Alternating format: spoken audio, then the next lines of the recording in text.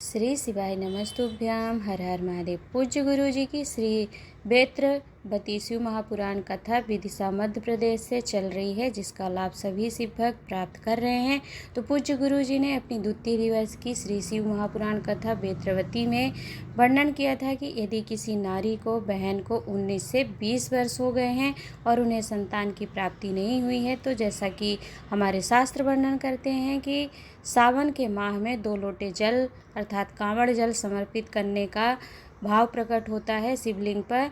तो उसी जल से महत्व को समझाते हुए उपाय को वर्णन किया था। तो उस उपाय को आप जानेंगे। तो चलिए जान लेते हैं उस उपाय को कि यदि संतान नहीं है आपको और 19 से 20 वर्ष हो गए हैं, तो आपको संतान प्राप्ति के लिए सावन के महीने में मात्र 2 लोटे जल को कैसे समर्पित करना है, जिससे हर नारी को संतान का सुख प्राप्त हो।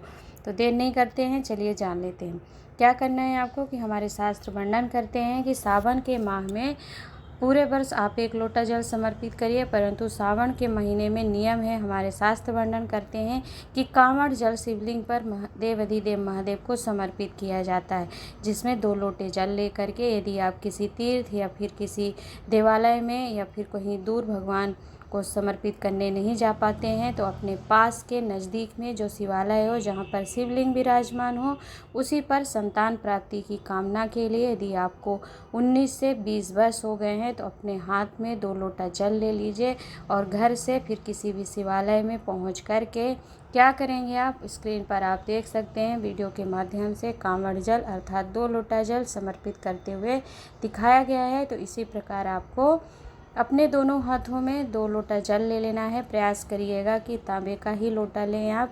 यदि आपके पास फिर बेलफल का लोटा हो तो उसे भी ले सकते हैं। एक तांबे का ले लीजिए, एक बेलफल का ले लीजिए, परंतु स्टील का लोटा नहीं लीजिएगा, क्योंकि उससे पुत्र की क्षीणता होती है। अर्थात पुत्र प्राप्ति के लिए, संतान सुख के लिए आप यह उपाय कर रहे हैं या अन्य समय पर भी आप 2 लोटे जल समर्पित करते हैं, तो प्रयास किया करिए कि तांबे का लोटे का ही चयन करें और तांबे के लोटे में जल भर करके फिर शिवालय में पहुंचकर शिवलिंग पर संतान प्राप्ति की आपके जैसी मन की कामना हो, अपने मन से कामना कर लीजिए।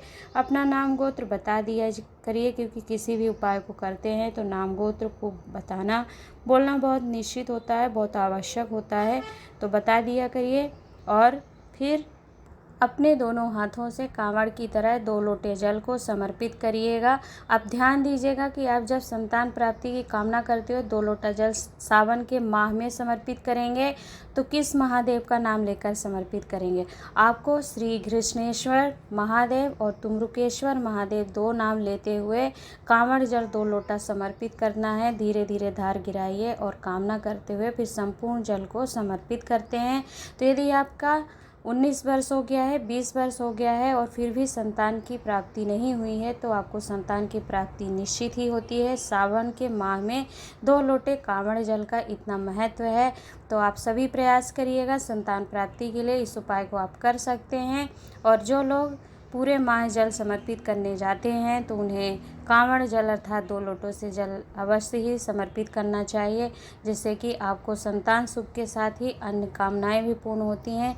तो आशा करती हूँ उपाय आप समझ पाए होंगे। उपाय को लेकर किसी भी प्रकार का मन में संशय हो तो पूछिएगा। पूज्य गुरु जी ने अपनी द्वितीय दिवस में इस कथा का वर्णन किया था, श्री बेत्रवती शिव महापुराण कथा, जो कि चल रही है।